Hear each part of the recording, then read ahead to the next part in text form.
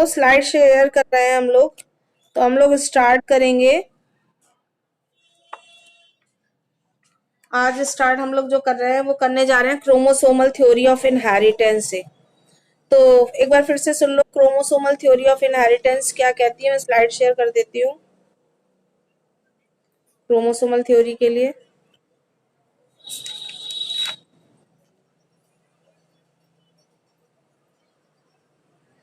Sutton and Boveri ने 1902 में chromosomal theory दी थी और उन्होंने बताया था कि क्रोमोसोम्स जो है वो थ्रेड लाइक स्ट्रक्चर होते हैं। They transmit the character from parents to offspring, और माँ बाप से बच्चों में क्रोमोसोम ही जाते हैं सेल डिवीजन के थ्रू। सेल डिवीजन दो तरीके का हमने पढ़ा है।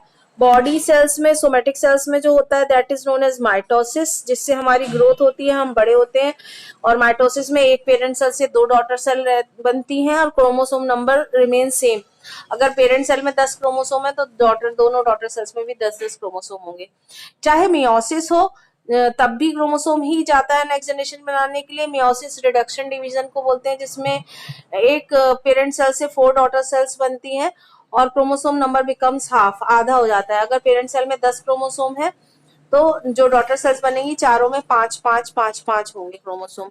जो रिप्रोडक्टिव सेल्स यानी सेक्सुअल गैमेट्स होती हैं वो मियोसिस से बनती हैं। अगर हम एनिमल की बात करें तो स्पर्म एंड एग, और मेल में स्पर्म फीमेल में एग, और प्लांट की बात करें तो पॉलन ग्रैंड ओव्यूल, ये सब मियोसिस से बने हैं, इसीलिए हैप्लॉइड नेचर के होते हैं। इनमें क्रोमोसोम का नंबर जो है वो सिंगल यानी कि हाफ होता है। तो सटन एंड ब्रोवेरी ने कुछ बातें बताई, कुछ पॉइंट दिए थे क्रोमोसोमल थ्योरी में। एक तो क्रोमोसोम पेयर्स में पाए जाते हैं, एक क्रोमोसोम मदर से और एक फादर से आता है, तो ये पेयर में होते हैं। और होमोलोगस क्रोमोसोम मतलब एक जैसे क्रोमोसोम मियोसिस के टाइम पे अलग हो जाते हैं। उनमें जो पेयर ऑफ जीन उनमें जो जीन प्रेजेंट होता है, दोनों क्रोमोसोम के जीन के पेयर को एलील बोलेंगे, वो भी अलग हो जाता है मियोसिस के टाइम पे। और मियोसिस में जो है, मियोसिस में होमोलोगस क्रोमोसोम जो है उनमें अलग अलग जीन होते हैं, वो जाते हैं। और फर्टिलाइजेशन जो है उसमें क्रोमोसोम के जो पेयर है उनको रिस्टोर कर लिया जाता है। और दूसरी बात, chromosomes are made up from DNA, deoxyribonucleic acid के बने होते हैं। डबल हेलिकल स्ट्रक्चर से बना होता है chromosome. And genes are located on DNA, gene जो है वो डीएनए पे लोकेटेड होते हैं। Gene is the unit of heredity. Gene bio की एक ब्रांच हेरिडिटी तुमने सुनी होगी। हेरिडिटी मतलब the science which deals with transmission of character from parents to offspring. वो साइंस जो ये बताती है कि माँ बाप से कैरेक्टर बच्चों में कैसे जाते हैं, उसको हेरिडिटी कहते हैं। कंपैरिजन करते हैं तो जेनेटिक्स कहते हैं। तो उसी की बात हम लोग कर रहे थे कि जीन जो है वो उसकी यूनिट होती है। तो ये chromosomal theory Sutton and Boveri ने दी थी।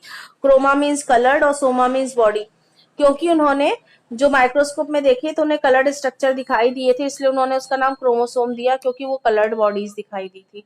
और क्रोमोसोम टर्म दिया था वॉल्डेयर ने, ये भी बहुत पूछा गया नीट में। Chromosome term was given by Waldeyer, WALDYER, Waldeyer ने।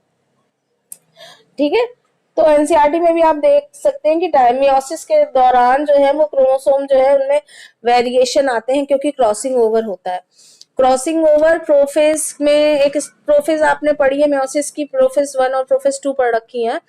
जो प्रोफेज 1 होती है उसको 5 पार्ट में डिवाइड करते हैं: लैप्टोटीन, जाइगोटीन, पैकीटीन, डिप्लोटीन एंड डाइकाइनेसिस। उसके बाद आती है मेटाफेज 1, फिर एनाफेज 1, फिर टीलोफेज 1, फिर उसके बाद प्रोफेज 2 शुरू हो जाती है, मेटाफेज 2, फिर एनाफेज 2, टीलोफेज 2, फिर साइटोकाइनेसिस यानी सेल डिवीजन होता है। तो जो प्रोफेज 1 की लैप्टोटीन है उसमें तो थ्रेड लाइक स्ट्रक्चर दिखाई देता है क्रोमोसोम का, लैप्टोन मीन्स थ्रेड लाइक।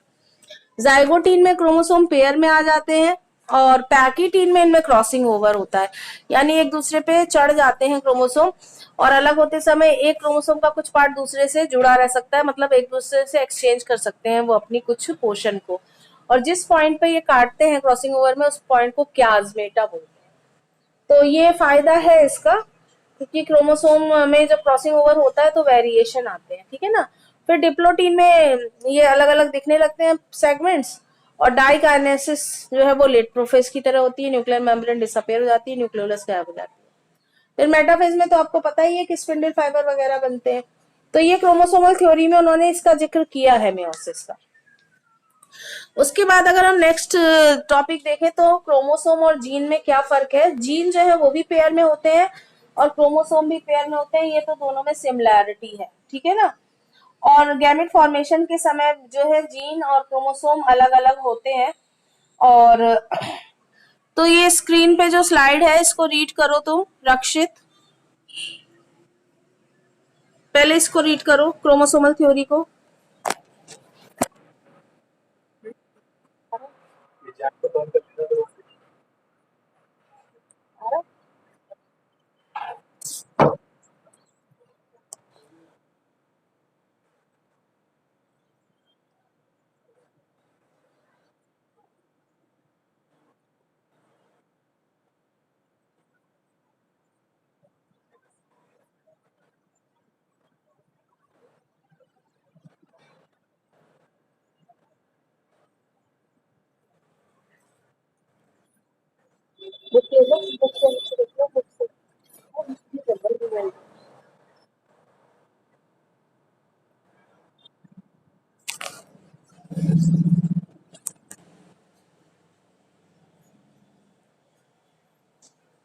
रिया, अब क्रोमोसोम और जीन में डिफरेंस रीड करो।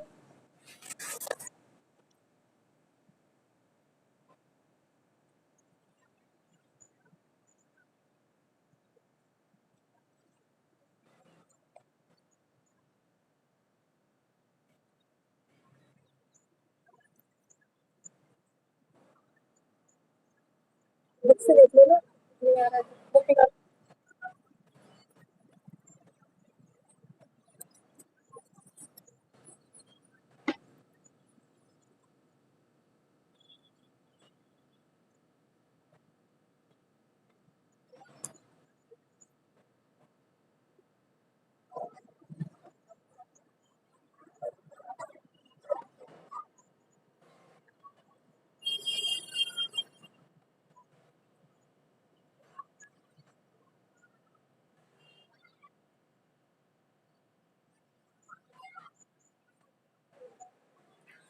तो हम कह सकते हैं कि क्रोमोसोम जो है वो तो डीएनए से बना होता है और डीएनए पे लगे होते हैं जीन। तो जीन डीएनए आरएनए दोनों पे लगे हो सकते हैं, और लेकिन क्रोमोसोम हमेशा डीएनए से ही बना हुआ होता है। क्रोमोसोम में म्यूटेशन होते हैं, म्यूटेशन का मतलब होता है sudden change in a gene. किसी जीन में अचानक चेंज हो जाए, यानी जैसे किसी के सिर पे पैर निकल आए या सिर पे सींग निकल आए या किसी की 6-7 उंगलियां हो जाए, तो ये म्यूटेशन है। ये किसी म्यूटाजन यानी किसी भी केमिकल से या म्यूटाजन से हो सकता है। कोई भी ऐसा एजेंट हो सकता है जिससे म्यूटेशन हो, चाहे वो एक्सरेज हो, यूवी रेज, अल्ट्रावायलेट रेज हो, या कोई केमिकल हो, कुछ भी हो सकता है। तो उससे फिर म्यूटेशन से कुछ चेंजेस आते हैं, और ऊपर से मदर फादर के जीन जब आपस में मिक्स होकर आते हैं, रिकॉम्बिनेशन होकर आता है, तो बच्चे में वेरिएशन देखने को मिलते हैं, चेंजेस देखने को मिलते हैं। ट्विंस को छोड़कर, वो भी कौन से, मैटरनल ट्विंस जो एक ही जाइगोट के डिवाइड होने से बच्चे बने हो, उनको छोड़कर कोई भी दो लोग एक जैसे नहीं होते, भाई भाई भी अलग होता है। यहाँ तक कि जो फैटर्नल ट्विंस होते हैं, मतलब पैटर्नल ट्विंस, जो एक एग पे दो स्पर्म के सेम टाइम के फ्यूजन से बने हैं, वो भी अलग अलग हो सकते हैं, एक लड़का एक लड़की हो सकता है। तो म्यूटेशन की वजह से क्रोमोसोम में काफी एबनॉर्मलिटी आती है, डिलीट हो सकता है क्रोमोसोम, डुप्लीकेट हो सकता है, रीअरेंज हो सकता है, और उसमें जीन जो है वो उल्टे भी हो सकते हैं, इन्वर्स कर सकते हैं। जबकि जीन में केवल पॉइंट म्यूटेशन होता है, यानी इसमें एक नाइट्रोजनस बेस जो होता है, एडेनिन, गुआनिन, साइटोसिन या थाइमिन, कोई एक जो है वो डिलीट हो सकता है या इंसर्ट हो सकता है, और या फिर अपनी जगह छोड़ के किसी दूसरी जगह पे चला जाता है, तो उसको हम फ्रेम शिफ्ट म्यूटेशन कहते हैं। और पॉइंट म्यूटेशन में मतलब केवल एक नाइट्रोजनस बेस जो है, एक अल्फाबेट एटीजीसी में से वो चेंज हो जाए, तो उसको पॉइंट म्यूटेशन कहते हैं, या डिलीट हो जाए। तो ये म्यूटेशन जो इस तरह का होता है, पॉइंट म्यूटेशन या फ्रेम शिफ्ट या इंसर्शन डिलीशन, ये तो सिर्फ जीन में हो सकता है। जबकि क्रोमोसोम में एबनॉर्मलिटी होती है तो वो डुप्लीकेट कर जाता है, डिलीट या रीअरेंज हो सकता है, ठीक है। तो ये तो दोनों में डिफरेंस हुआ। और ड्रोसोफिला मिलानो गैस्टर के ऊपर बड़ी स्टडी करी थी उन्होंने, टीएच मॉर्गन ने, थॉमस हंट मॉर्गन ने, और उसके एक एक जीन के बारे में उन्होंने पता कर लिया था कि कौन सा फ्लाई के विंग्स के लिए कौन सा जीन है, उसकी आईज के लिए कौन सा है, और बॉडी के हर पार्ट के बारे में उन्होंने स्टडी करके हेरिडिटरी वेरिएशंस के बारे में माइक्रोस्कोप से देख के बता दिया था। तो ड्रोसोफिला मेलानोगास्टर पे स्टडी किसने की थी, ये याद रखना है आपको, टीएच मॉर्गन ने, थॉमस हंट मॉर्गन ने, ठीक है ना। तो क्रोमोसोमल थ्योरी ऑफ इनहेरिटेंस जो है वो मेंडेलियन प्रिंसिपल पे और क्रोमोसोम के सेग्रीगेशन पे बेस है, सटन ने ये बात बता दी थी। अब जो हमारा नेक्स्ट टॉपिक है वो है लिंकेज एंड रिकॉम्बिनेशन। उससे पहले हम देखते हैं चारागाफ रूल, जो क्रोमोसोमल थ्योरी का ही पार्ट है। तो चाराग्राफ रूल की स्लाइड रक्षित रीड करो।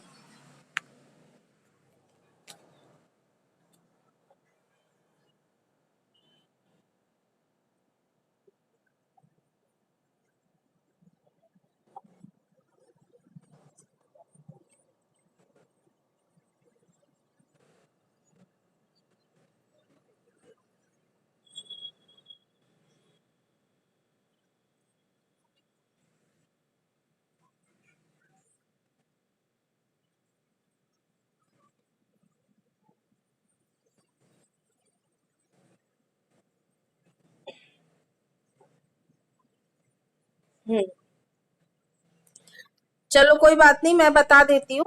डीएनए का जो डबल स्ट्रक्चर है, उसके जो धागे होते हैं उनको स्ट्रैंड को हम बोलते हैं न्यूक्लियोटाइड। और न्यूक्लियोटाइड में तीन चीजें होती हैं जिससे न्यूक्लियोटाइड बना होता है, नाइट्रोजनस बेसिस, पेंटोज शुगर। हाँ मैं अभी दिखाती हूँ, अभी दिखा दूंगी, पहले इसको समझ लो। कोई बात नहीं, मैं फिर से दिखा दूंगी। और तो हम लोग बात कर रहे हैं कि न्यूक्लियोटाइड में तीन चीजें होती हैं, pentose sugar, nitrogenous bases and phosphate. तो नाइट्रोजनस बेसिस दो होते हैं, प्यूरिन एंड पिरिमिडिन। प्यूरिन में आते हैं एडेनिन ग्वानिन और पिरिमिडिन में आते हैं साइटोसिन एंड थाइमिन। आरएनए में थाइमिन की जगह यूरेसिल होता है, बाकी सारी चीजें सेम होती हैं, एडेनिन ग्वानिन और साइटोसिन दोनों में ही होता है, बस आरएनए में थाइमिन की जगह यूरेसिल होता है। तो प्यूरिन एजी होती है और एडेनिन ग्वानिन को बोलते हैं, और पिरिमिडिन में आते हैं cytosine and thymine. A double Bond tea से जुड़ता है, यानी एडेनिन हमेशा थाइमिन से डबल बॉन्ड से जुड़ती है, और सी ट्रिपल बॉन्ड जी से जुड़ता है, यानी साइटोसिन हमेशा तीन बॉन्ड से ग्वानिन से जुड़ती है। इसलिए ये लोग आपस में कभी नहीं जुड़ सकते क्योंकि डबल और ट्रिपल बॉन्ड से जुड़े हुए हैं। तो ए डबल बॉन्ड टी और सी ट्रिपल बॉन्ड जी हो सकता है। तो चारागाफ एक साइंटिस्ट थे, उन्होंने ये रूल बताया कि अगर हम टी प्लस ए अपॉन सी प्लस जी करें तो इसकी वैल्यू 1 के बराबर आती है। तो चाराग्राफ रूल है A plus T upon C plus G equal to 1, यानी एडेनिन और थाइमिन को प्लस करके उसका रेशियो अगर हम ग्वानिन और साइटोसिन को प्लस करके निकाले तो उन दोनों का जो वो होता है डिवाइडेशन, वो इक्वल होता है 1 के बराबर होता है, 1 के बराबर होता है। तो इससे हम किसी भी न्यूमेरिकल को सॉल्व कर सकते हैं। जैसे मान लिया आपको कोई न्यूमेरिकल में दिया है कि एडेनिन का ए का अमाउंट है 20%, तो आप बताइए जी का अमाउंट। तो हम समझ जाएंगे कि ए और टी तो बराबर होते हैं, तो अगर एडेनिन टी 20 है तो टी यानी कि थाइमिन भी 20 होगा, क्योंकि A double bond to T होता है। अब दोनों 20-20 हो गए तो टोटल हो गया 40। और हमें पता है कि क्रोमोसोम में जो वो नाइट्रोजनस बेसिस है उनका टोटल आता है 100। तो अब 40 और को 100 में से माइनस करोगे तो आएगा 60। तो 60 किसकी वैल्यू आई, सी ट्रिपल बॉन्ड जी की वैल्यू आई, यानी सी और जी दोनों को मिलाकर अगर 60 है तो केवल सी की वैल्यू कितनी होगी, 30 होगी, या केवल जी की वैल्यू कितनी होगी, 30 होगी, क्योंकि 30 प्लस 30 इक्वल टू 60 हो गया। तो इस तरीके से अगर आपको एडिनिन का या थाइमिन का किसी एक का भी दिया हो और या ग्वानिन साइटोसिन में से किसी एक का, तो आप बाकी नाइट्रोजनस बेसिस का कैलकुलेट करके आराम से निकाल सकते हैं। तो जैसे रिया मैं एक क्वेश्चन पूछ रही हूँ तो तुम बताओ मुझे, अगर मान लिया साइटोसिन हमें वो दिया हो 30%, साइटोसिन हमें 30% दिया हो, तो एडेनिन कितना होगा। हाँ हाँ, ऐसे निकालेंगे कि ए डबल बॉन्ड टी और सी ट्रिपल बॉन्ड जी। तो अगर हमारा साइटोसिन 30 है तो जी ग्वानिन भी 30 हो गया, 30-30 हो गए 60, बचा कितना, 100 में से माइनस करेंगे 40। 40 किसकी वैल्यू है, ए प्लस टी की। तो ए प्लस टी इक्वल टू 40, तो ए या फिर टी की वैल्यू कितनी हो गई, 20। आ गया लक्ष्य समझ में? ठीक है, तो ये चारागाफ रूल था कि A plus T upon C plus G equal to 1, ये क्रोमोसोमल थ्योरी में ही आता है।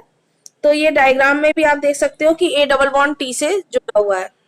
प्यूरिन में एजी आते, हाँ,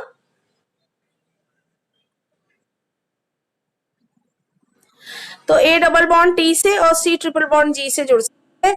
ए और जी प्यूरिन होते हैं, जबकि सी और टी पिरिमिडीन होते हैं, जैसा कि आपने डायग्राम में अपनी स्क्रीन पे आप देख पा रहे हो। तो अब आगे हम बढ़ जा रहे हैं। नेक्स्ट टॉपिक है हमारा लिंकेज एंड रिकॉम्बिनेशन। रिया ये स्लाइड रीड करो।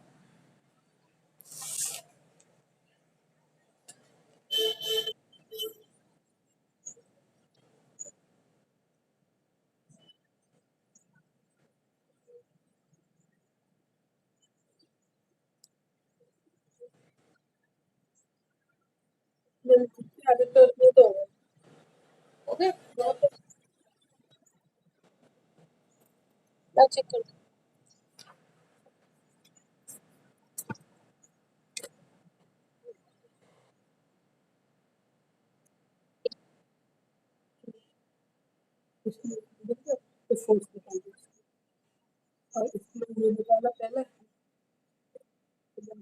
अच्छा, और इसमें थोड़ा पॉइंट में ये और फिर इसमें इम्पल्स, इम्पल्सिव इसमें इम्पल्स F52 होता है, इसका प्रॉब्लम है याद, ठीक है, क्योंकि ऐसे क्वेश्चन दे रहे हैं बुक में, तो मैं तो लिंकेज का मतलब होता है जब दो जीन क्रोमोसोम में बहुत पास पास होते हैं तो उसके नेक्स्ट जनरेशन में जाने की संभावना एक साथ होती है। और लिंकेज का अपोजिट होता है रिकॉम्बिनेशन। रिकॉम्बिनेशन जो है इसमें अगर दो जीन बहुत दूर दूर होते हैं तो उनके नेक्स्ट जनरेशन में साथ साथ जाने की संभावना ना के बराबर होती है, इसको रिकॉम्बिनेशन कहते हैं। तो अगर किसी में 50% लिंकेज है तो 50% रिकॉम्बिनेशन होगा। फॉर एग्जाम्पल अगर हम बात करें कि मान लिया मदर के क्रोमोसोम में आई का कलर और स्किन का कलर के जीन बहुत पास पास है तो बच्चे में स्किन का कलर भी माँ के ऊपर जाएगा और आई का कलर भी, आई का जो जीन है कलर का वो भी, तो माँ की जैसी उसकी आंखें भी होंगी और स्किन का कलर भी होगा। मान लिया मदर की आंखें ब्लू हैं तो उसकी भी ब्लू आईज होंगी। और इसका उल्टा होता है रिकॉम्बिनेशन। मान लिया अगर जीन दूर दूर है, आई कलर का जो है माँ का ब्लू है और फादर का ब्राउन आई का है, और स्किन कलर का मदर की ब्रिटिश स्किन है और फादर की व्हाइट है, तो अगर जीन अलग अलग जाएंगे तो हो सकता है कि आंखें तो माँ पे चली जाए और बच्चे की बाप के ऊपर स्किन का कलर चला जाए, तो बच्चा जो है वो स्किन से व्हाइट होगा और आंखें उसकी माँ जैसी होंगी। तो कहने का मतलब ये है कि क्रोमोसोम में दो जीन बहुत बराबर होते हैं, पास पास चिपके हुए होते हैं तो वो लिंक्ड जीन होते हैं, और अगर दूर दूर होते हैं तो वो रिकॉम्बिनेशन में जाते हैं यानी अलग अलग जाते हैं। तो लिंकेज क्या है कि अगर जीन पास पास हो तो उनके नेक्स्ट जनरेशन में अगली पीढ़ी में जाने की संभावना, एक साथ जाने की संभावना बहुत अधिक होती है। और रिकॉम्बिनेशन तभी हो पाता है जब जीन दूर दूर होते हैं। समझ में आ गई बात? रक्षित ये स्लाइड रीड करो।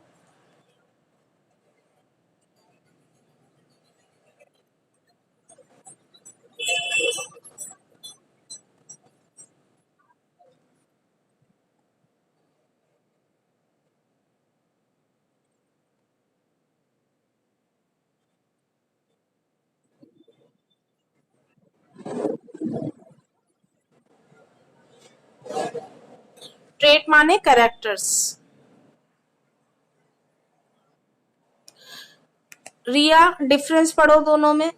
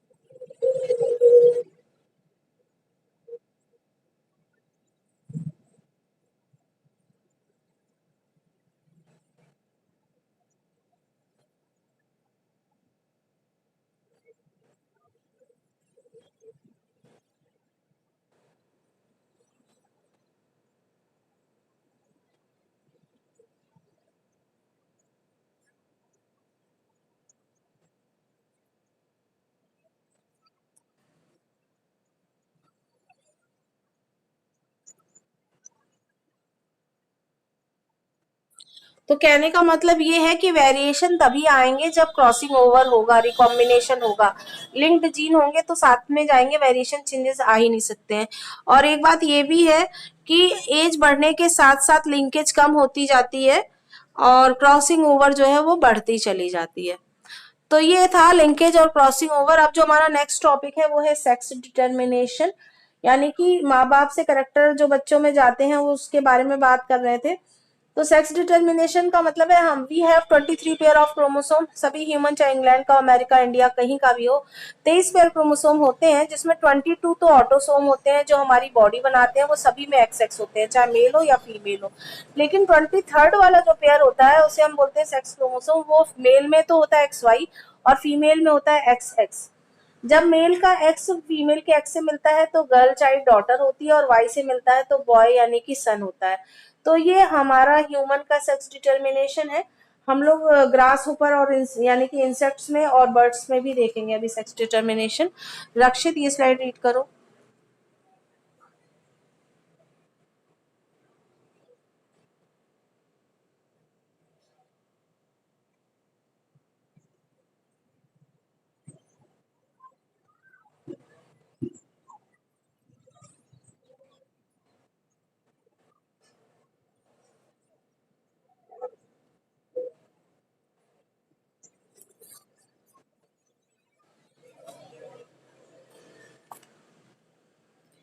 तो हम और ऑर्गेनिज्म की भी बात कर लेते हैं। फॉर एग्जाम्पल अगर हम ग्रास होपर की बात करें तो उसमें X0 यानी X0 टाइप का सेक्स डिटर्मिनेशन होता है, जिसमें कि मेल में केवल एक्स क्रोमोसोम होता है ग्रास होपर में और ऑटोसोम के अलावा, जबकि फीमेल में एक pair of x x chromosome होते हैं। तो अगर हम इंसेक्ट्स की या ग्रास होपर की बात करें तो फीमेल में एक्स एक्स लिखेंगे और मेल में XO टाइप लिखेंगे यानी X0। तो ये जो केस है ये इंसेक्ट के बारे में हम लोगों ने बात की है, जिसका एक एग्जांपल मैंने आपको ग्रास होपर का बताया। और पहले जो सेक्स डिटर्मिनेशन ह्यूमन में करते थे तो एक एक्स्ट्रा एक्स दिखता था जिसको बार बॉडी बोला जाता था, और अगर वो बार बॉडी दिखता था तो उससे पता चलता था कि होने वाली जो बच्चा होगा वो लड़की होगी। तो एक तीसरा एक्स्ट्रा एक्स क्रोमोसोम दिखाई दिया था शुरू में, उसे ही बार बॉडी का नाम दिया गया था, और वो जब भी दिखता था तो वो होने वाली बच्ची जो है वो लड़की होती थी। इससे पहचान होती है बार बॉडी से कि फीमेल चाइल्ड होगी। तो हर ऑर्गेनिज्म में ये अलग अलग तरीके का सेक्स डिटर्मिनेशन हो सकता है। और जैसे कि हम लोग अगर और लोगों में बात करें तो मेल हेट्रोगैमिट हमारे में भी होता है, और कुछ अदर ऑर्गेनिज्म जैसे बर्ड की बात करें तो उनमें डिफरेंट मैकेनिज्म होती है सेक्स डिटर्मिनेशन की। उनमें जो है क्रोमोसोम मेल और फीमेल में देखें तो क्रोमोसोम का नंबर सेम तो होता है, लेकिन उनमें डिफरेंट टाइप के गैमीट देखने को मिलते हैं। और फीमेल जो है वो हेट्रोगैमेट होती है, हमारा अपोजिट है, जबकि फीमेल हमारे में सब क्या है, होमोगैमेट है, एक्स एक्स है। लेकिन अगर हम बर्ड्स की बात करें तो बर्ड्स में फीमेल हेट्रोगैमेट होती है और मेल होमोगैमेट होते हैं। तो फीमेल बर्ड का अगर हम लिखना चाहें सेक्स क्रोमोसोम तो Z एंड W क्रोमोसोम उनमें होता है।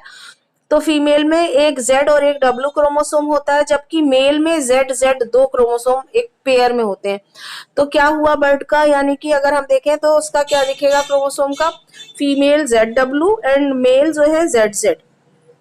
तो हमारे से अपोजिट हो गया उनके अंदर, यानी कि फीमेल इनके में हो गई हेट्रोगैमेट और मेल दोनों जेड है इसलिए मेल हो गए होमोगैमेट। जबकि इंसेक्ट्स में तो हमारी तरह ही था, पर इंसेक्ट में तो एक क्रोमोसोम ही गायब हो गया था, X0 दिख रहा था ग्रास ऊपर में, आपको मैंने बताया था। मेल में केवल एक ही एक्स क्रोमोसोम होता है, दूसरा होता ही नहीं है। जबकि फीमेल में पेयर ऑफ एक्स एक्स होता है, हमारी तरह फीमेल होमोगैमेट होती है इंसेक्ट्स में या फिर ग्रास ऊपर में। तो ये डायग्राम आपको जो दिख रहा है आपकी स्क्रीन पे ये इसी बात को रिप्रेजेंट कर रहा है।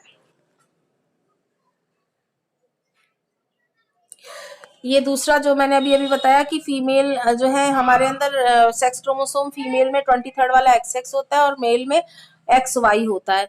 तो जब फीमेल का एक्स मेल के एक्स से मिलता है तो लड़की होती है, और वाई से मिलता है तो लड़का पैदा होता है, सन पैदा होता है।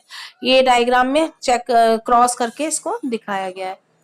पहले वाले एक्स का दूसरे वाले के एक्स से कराएंगे तो एक्स एक्स बनेगा, फिर दूसरे वाले पहले वाले एक्स का दूसरे एक्स से कराएंगे तो भी एक्स एक्स बनेगा यानी डॉटर बनेगी, और वाई का जब एक्स से होगा तो लड़का बनेगा। ठीक है, ये डायग्राम में आप देख सकते हो।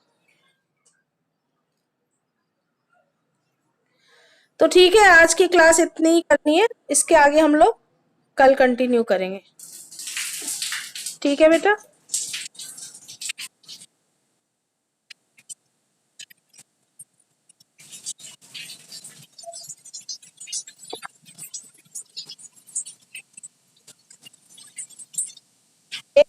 और जरा बेटा पानी भर गया, एक सेकंड रुको, पानी भर गया।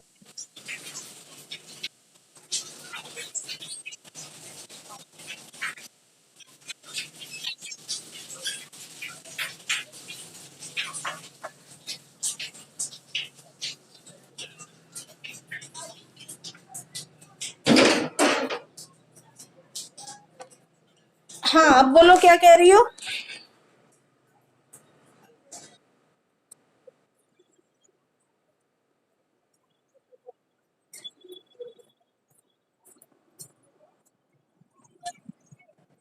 अच्छा, तो वो कोई बात नहीं, कहीं भी कुछ भी दे रखा हो, तो तुम्हें पूछना क्या है।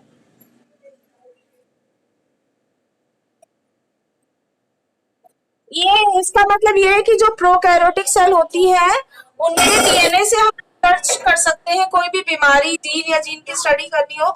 तो प्रोकैरियोट्स का डीएनए इसलिए इजीली यूज हो सकता है क्योंकि उनमें एक ही क्रोमोसोम होता है ना, तो उनमें जीन का नंबर बहुत कम होता है। जैसे बैक्टीरिया को ले लो, या फिर आप एपी ले लो, क्लोरेला।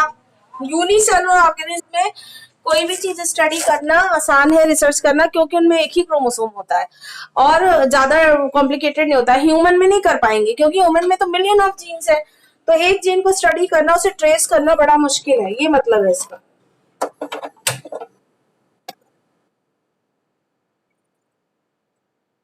बैक्टीरिया जो है उनको डिफ्रेंशिएट करा जाए तो दो तरीके के होते हैं। ग्राम पॉजिटिव बैक्टीरिया वो होते हैं जिनकी स्टेनिंग हो जाती है, कलर उन पे चढ़ जाता है, और ग्राम नेगेटिव में नहीं चढ़ पाता। वजह ये है कि जो ग्राम पॉजिटिव बैक्टीरिया है उसकी सेल वॉल में कोई प्रोटीन होती है, प्रोटीन का नाम तुम्हें नेट पे देखना पड़ेगा, वो प्रोटीन कलर्ड हो जाती है, जबकि जो नेगेटिव वाले होते हैं उनमें वो प्रोटीन होती ही नहीं है, तो कलर चढ़ ही नहीं पाता है। तो क्लासिफिकेशन ऑफ बैक्टीरिया का मतलब होता है, क्लासिफिकेशन है gram positive and gram negative. ठीक है। ठीक है, ओके बाय। वेलकम। रक्षित, ध्यान रखना बेटा। Okay bye.